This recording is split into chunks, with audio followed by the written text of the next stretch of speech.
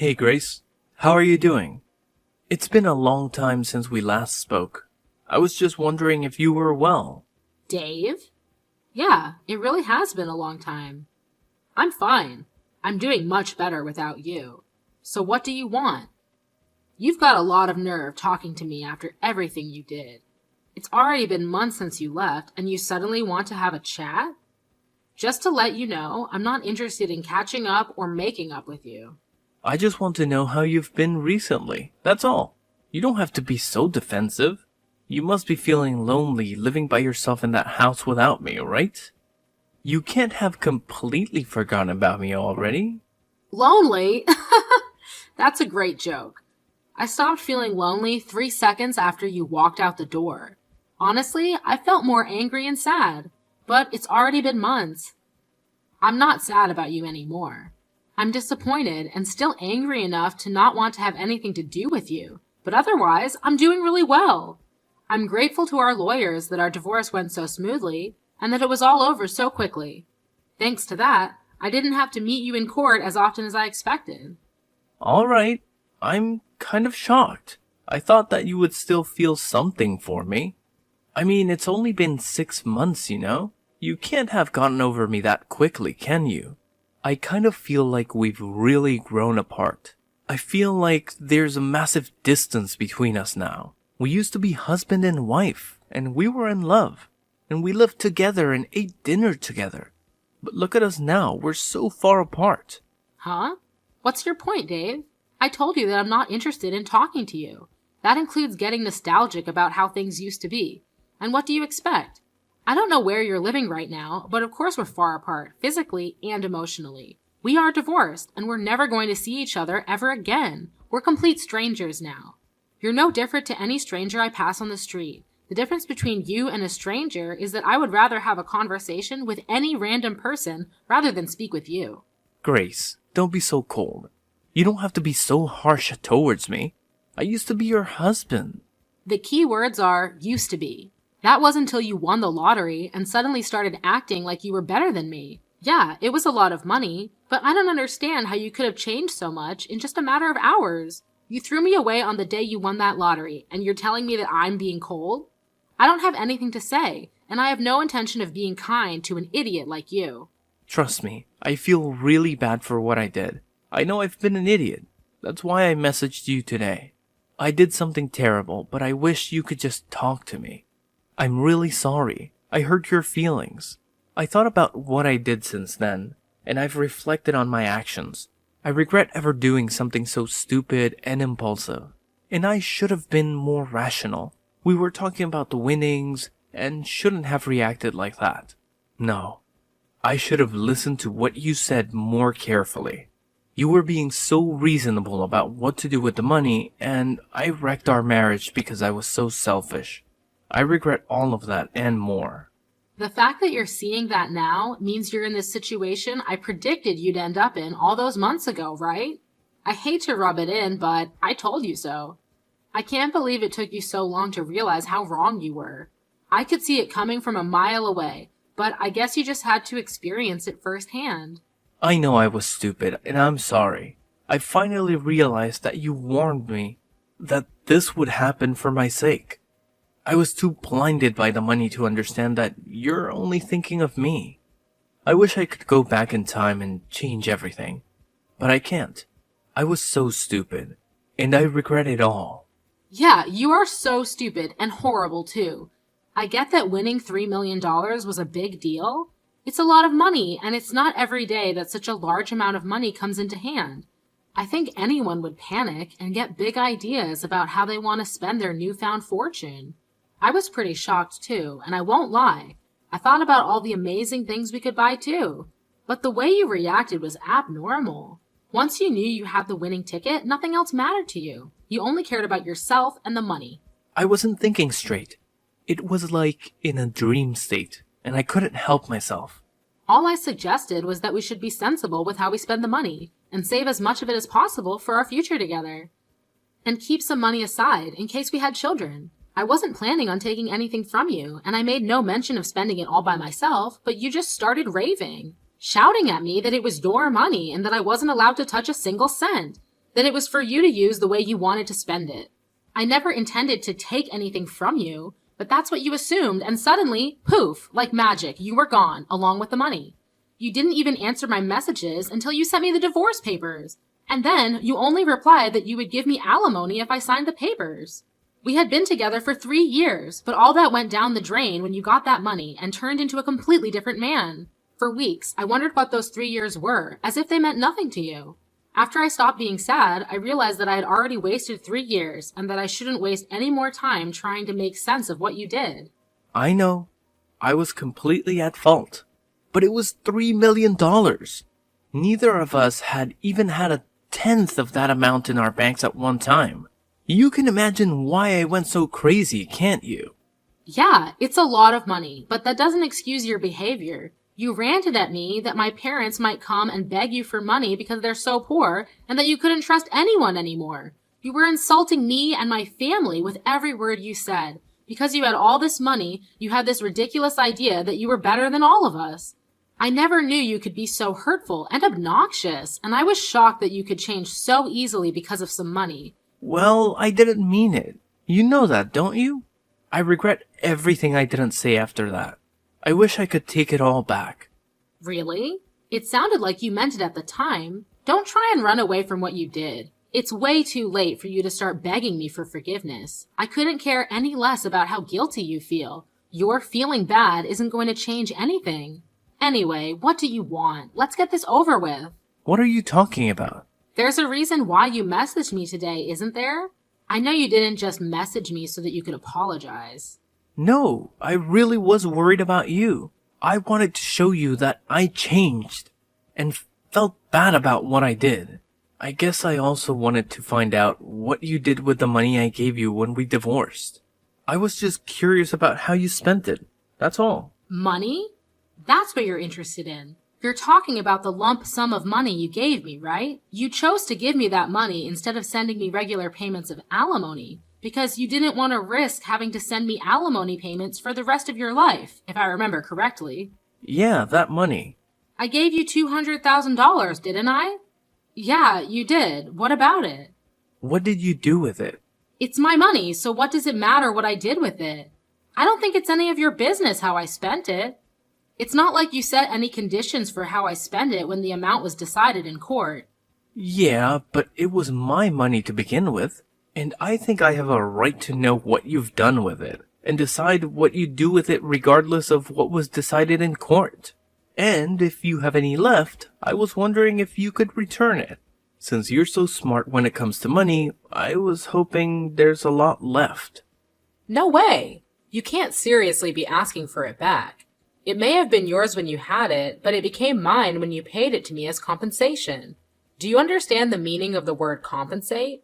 You're the one that suddenly asked for a divorce, so I was owed alimony. But you didn't want to pay that, and I didn't want to keep on having to meet you in court, so I settled for that money you gave me. I don't have any obligation to return that money to you. That money was owed me, and it's mine. Yeah, it was compensation. But I only gave you a lot of money because I had a lot of money of my own at the time.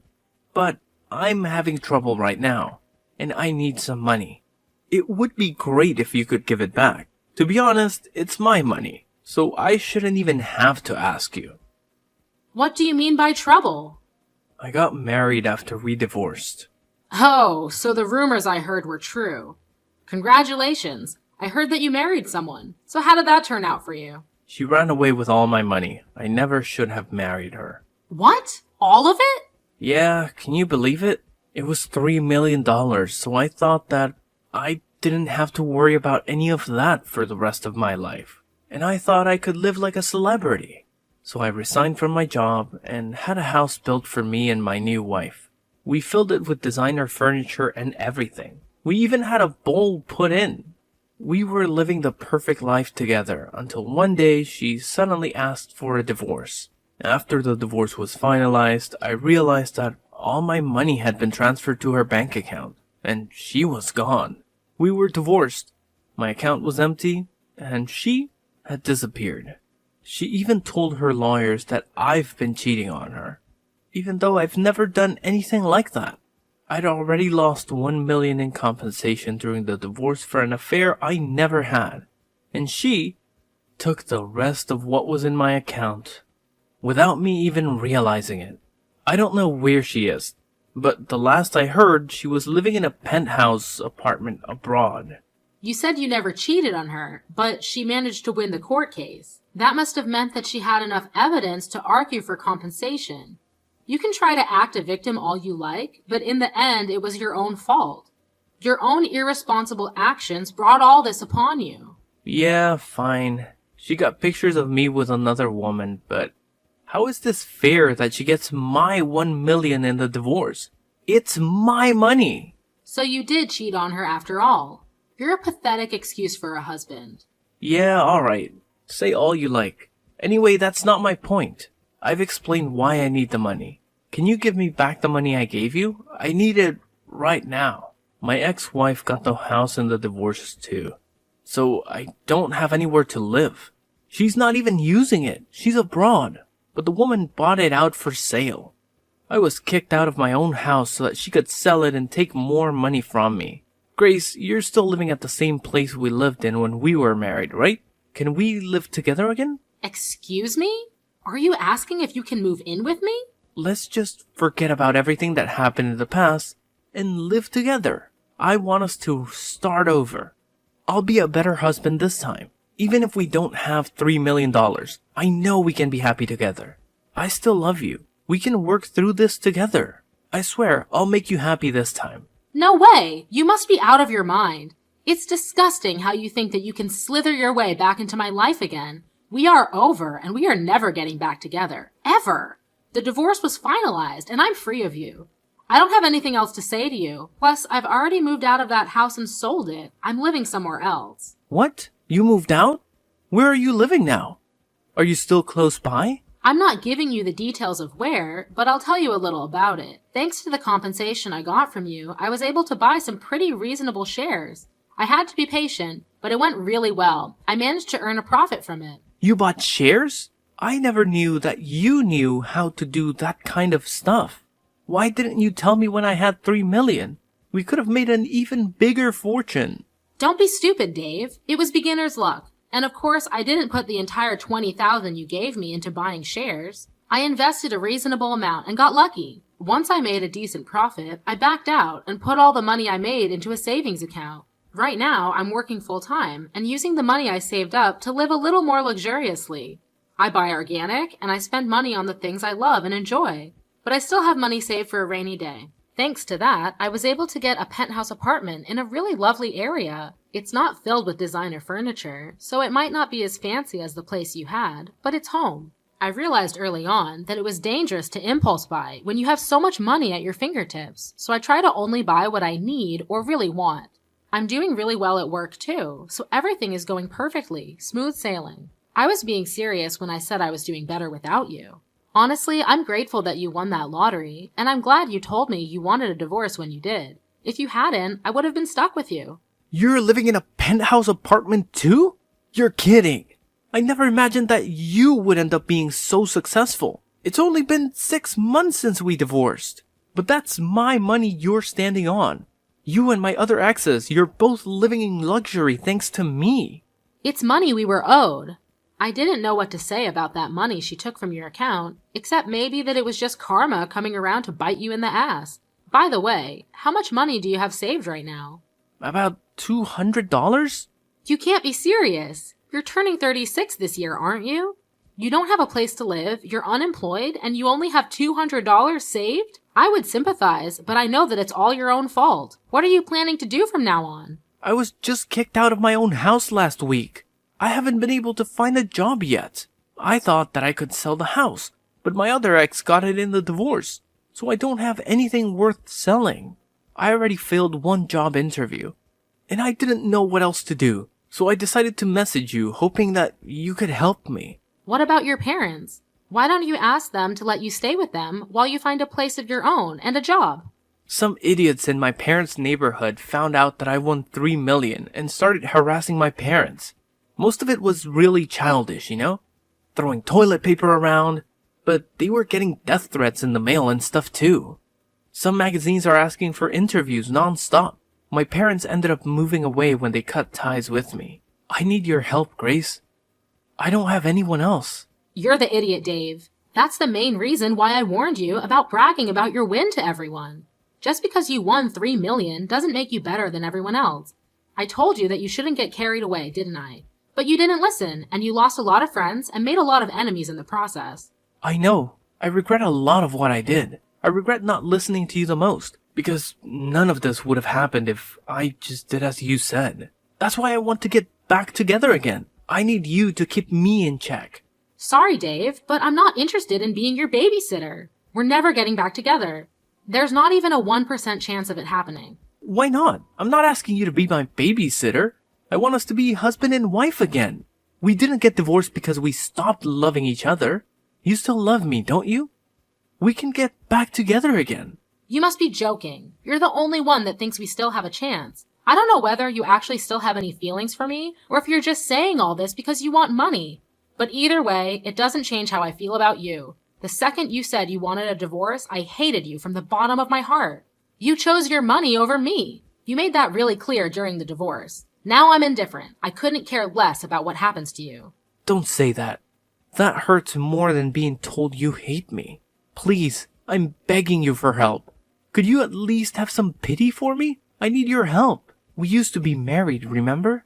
We spent 3 years living in the same house. We can forget about everything and start new things together. No thanks.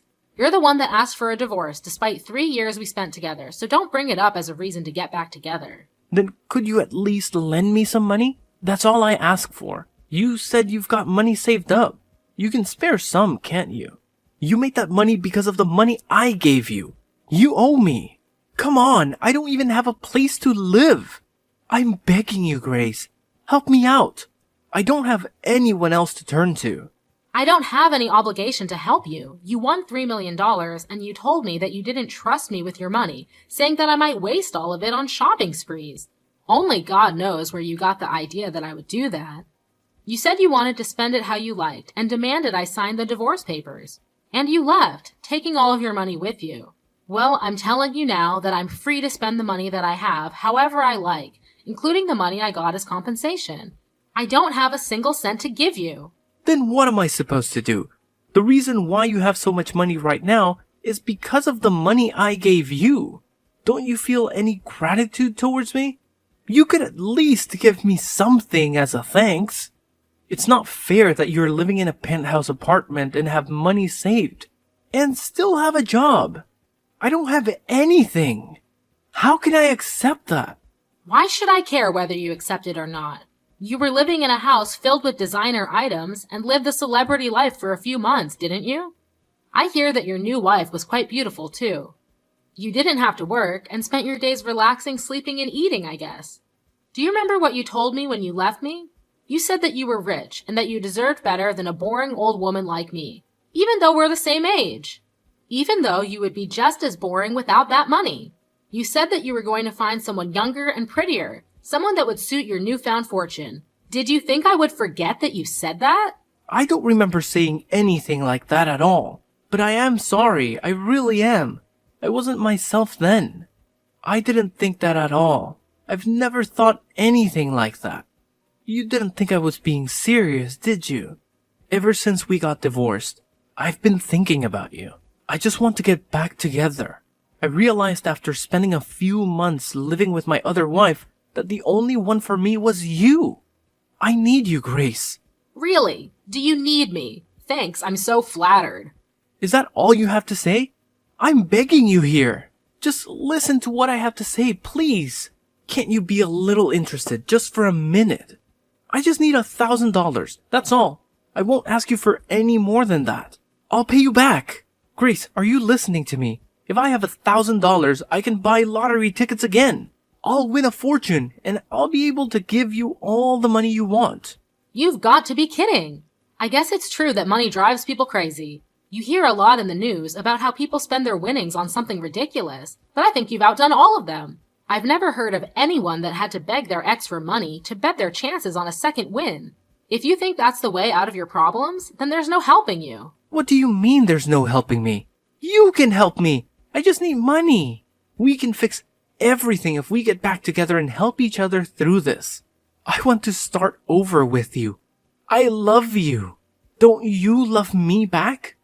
Don't you feel sorry for me? You don't love me. You just love that I have something you don't. My money. And I don't need anything to be fixed.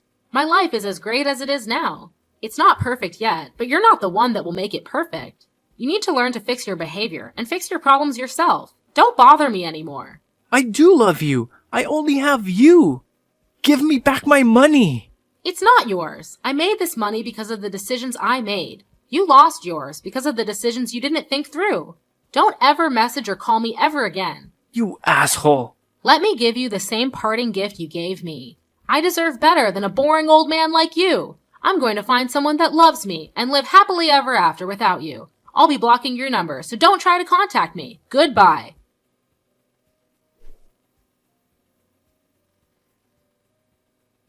After that, I blocked Dave's number and blocked him on all the social networking they were connected on.